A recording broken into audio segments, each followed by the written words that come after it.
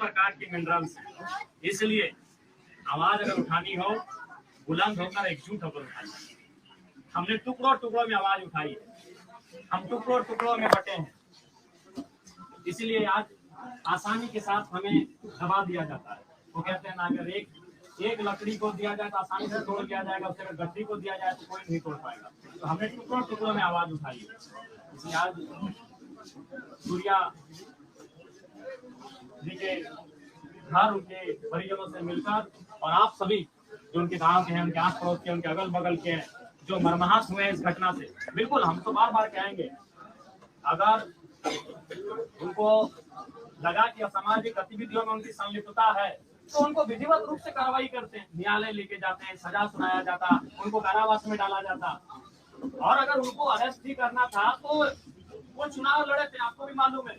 तो चुनाव के टाइम तो सभी नेता अरेस्ट होते हैं, तो फिर उस समय कहा नहीं अरेस्ट किया गया। और दूसरी बात, वो सम्मानित जनता ने उनको वोट दिया है। 2 बार उनको 25-26 हजार के आसपास वोट मिला है, एक बार उनको 45 हजार के आसपास वोट मिला है।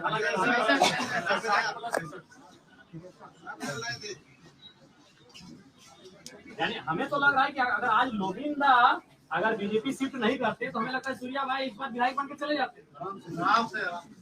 तो वो एक जनप्रतिनिधि थे और उसका अगर आप इनकाउंटर करेंगे तो भाई ये तो बड़ा सवाल क्यों नहीं करेगा। एक जनप्रतिनिधि थे, वो 4-5 बार चुनाव लड़ चुके थे, सम्मानित वोट ला चुके थे, 30,000, 40,000, 60,000 वोट लेकर आ रहे थे।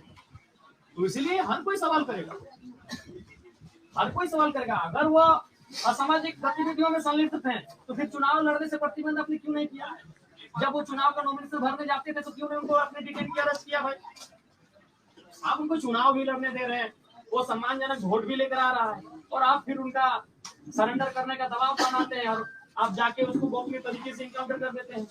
तो सवाल तो बनता है, इस सवाल का जवाब पुलिस प्रशासन को देना होगा और इसके लिए पूरे राज्य को आवश्यकता है सीबीआई जांच की मांग को बुलंद करे। और मैं भी एक विधायक होने के नाते इस बात को लेकर आपको आश्वस्त करता हूँ, सीबीआई जांच की मांग को पुरजोर तरीके से मैं रखूंगा, पुरजोर तरीके से उठाऊंगा, इसकी जांच होनी चाहिए। प्रशासन की नजरिया को किस तरह से देखते हैं? देखिए प्रशासन, मैं बार बार कहता हूँ, मैं प्रशासन जैसा मैंने अध्ययन किया, प्रशासन हेल्पलेस चीज है भाई। कभी प्रशासन पर तो मुझे तरस आता है कि काहे वो शपथ लेते हैं, काहे वो दम भरते हैं IAS IPS का।